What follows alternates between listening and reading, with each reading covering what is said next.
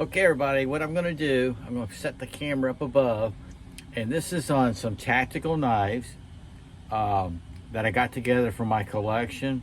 And I got a couple flashlights here, and we'll just kind of go through it quick. I'm not gonna get really detailed on the steels or the materials used on the handles, the sheaths, whatever. I will make sure I give you the right name, the name brand, and then you can check it out, Google it. Check out the websites for different prices. That's what I do. I Google. If I see something on YouTube, I go Google and check out all the different websites for the best brand. Sometimes Amazon has them. Some of these you just seen like yesterday, the day before. But anyway, let me get started. Okay, this is a huge pile. When I mention tactical, a lot of people associate that with military, law enforcement, and that's true. But it should also include outdoor enthusiasts. That's where it's come all this time, a long way with the gear, the clothing. And what it is basically what's comfortable, what's usable in whatever environment you're in. The equipment you have, is it easy to access? Does it function right? Is it too heavy to carry, too light to carry? Things like that. Will it last, durable? That's tactical. It's not necessarily all blacked out and everything, because then you're talking about, strictly like military, law enforcement. That's not necessary. It's also outdoor enthusiasts. These things, the ones I got, some of these I used at my work. This is tactical. This is the Streamlight Wedge flashlight that I used at my work for so long. USB charge. You can see where this is saltwater environment. That's where my work was. I was right off the beach. So this held up, it's waterproof. I went to this because I like the front pocket carry from this. I also carry this in my front pocket. This is SOG Dark Energy. You can see I used that for a long time. It's got the push button back here. That's tactical if you want to go that way, you know what I mean? It's got different modes, and always a regular pen will do it. A regular pen or a tactical pen. The thing about the tactical pens is they usually have a glass breaker, and those are nice to have. But yeah, it's a regular pen. You got your point there. Non-lethal approach if you're going that way on tactical. But I always carried me a pen at work. I'm carrying this today. This is a little large for everyday carry, but it is tactical. I'm hoping I get a chance to throw it, but it looks like the weather's moving in pretty bad right now. So this is the SOG Tech Bowie Stonewash. Okay, I highly recommend this knife. I really do. I usually keep things out of the sheath. Automatics. Automatics, some people like them because they're just there. They're just automatic. It's like spring assisted. I don't have a spring assisted here. I sure don't. It's like spring assisted, except the difference is instead of a thumb stud release, you got some kind of button or actuator. And this is the SOG. I love this thing right here. This is the Elite Spec Elite Auto. This is Spec Elite 1. Nice and slim. Very easy to use, functional. There's the Bullseye logo. Studies and Observation Group. This is an awesome knife right here. Okay. This is the one I carry a lot. This is the SOG TAC AU Compact. This is USA made. Nice thin profile. They make a larger size. I use the one with serrations. You can tell where I've used it quite a bit. I try to stay out of automatics at my work because of the sand and so forth. Okay. Now, here's another. This is a Cobra Tech. This is a big boy here. This is a side button automatic. This is the Riker. Heavy duty. Just a really good knife, utility knife also. That's Cobra Tech. I got another Cobra Tech here. Where is it? This is side button automatic. It's a Tonto. They have G10 scales. Very easy to use. Now the thing at work, I got away from the spring assisted, and I got away from the automatics because of the cleaning, and I went to the XR. This is the XR Kiku, and I just pulled this one out. Other than I'm fixing to show you another one. But this is my Carta scales, and I just love the one-handed operation. My hands would be busy down here, and I could just take the XR, and it's just a one-handed operation. That's the SOG Kiku Blackout.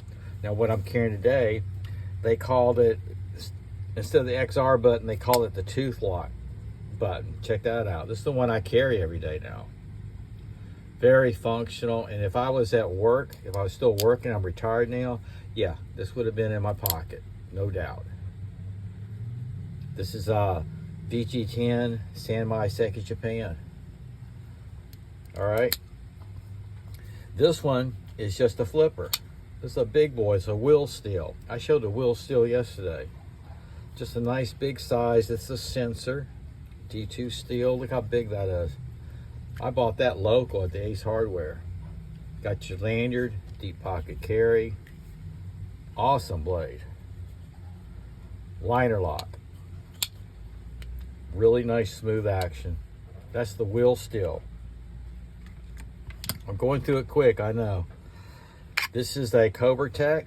This is the Kingpin. I showed this last week probably. I put a leather belt loop right there, but this is one you actually can front pocket carry too. It's D2 steel. Nice jipping there. G10 handles. That's Cobra Tech. Here's another Cobra Tech. Now these are great utility knives. I'm telling you. This is the Wolf Teeth. This is 14C 28-inch steel. And I told y'all I wasn't going to go over the steels, but if I can read it, I'll tell you. That's the Cobra Tech Wolf Teeth. And it has the ring finger ring, whatever we want to call it, in case you're into that. It's nice for drawing out. Now here's the automatic I showed yesterday. This is the OTF by SOG, the Pentagon OTF. And here is the Cobra Tech FS-3. Now I blued the blade. It is a satin finish D2 steel. This is a really nice size compared to this. Now, I'll tell you, my choice over out the front, this is going to blow your mind, over out the front or side button, side auto is the way to go. It really is. It's the way to go. You'll get more use out of it. You got more, use it as a utility knife. Comes out the side. The side is the way to go. This is just for one reason. Okay. Now they do make them. They do make the out the fronts with one edge sharp. You know, you got different blade shapes. That would work. That would work. That would work like a side button. I just say the side button, the side auto is the way to go. Here's the Ka-Bar Hinder Hellfire. This is 1095 steel. It is USA made. I finally put, it came with a metal belt clip, which can only go up and down this way, either side. And I put a strap on there so I can, right in the front. And this is a good utility knife. That's a Tonto blade. You can see where I've used it. Nice and solid. That's the Ka-Bar Hinder Hellfire. I'm going through this so quick. This I mentioned last week. Somebody wanted to know. This is a great one. This is Spartan. This is the Lala 1095 Crowvan steel and is made by Ka-Bar. That's the Marcarta scales. Jipping. This is the Spartan Alala. Really nice. And I got me a leather strap there. This came with a leather strap, I believe. Yep, it did. Okay, now we get to some big boys. This is just tactical. Yes, this would be military or law enforcement, self-defense. If I get a chance, this would be one I throw today. That's why I got it back here. This is the Tops Mil Spy 5 1095 high carbon steel. This has the dot dash dash dot. That's a kind of a Morse code micarta pattern. Isn't that cool? I throw this quite a bit. Okay, I never did take this to work. It's a little bit big. And the clip right there just didn't work for me at work.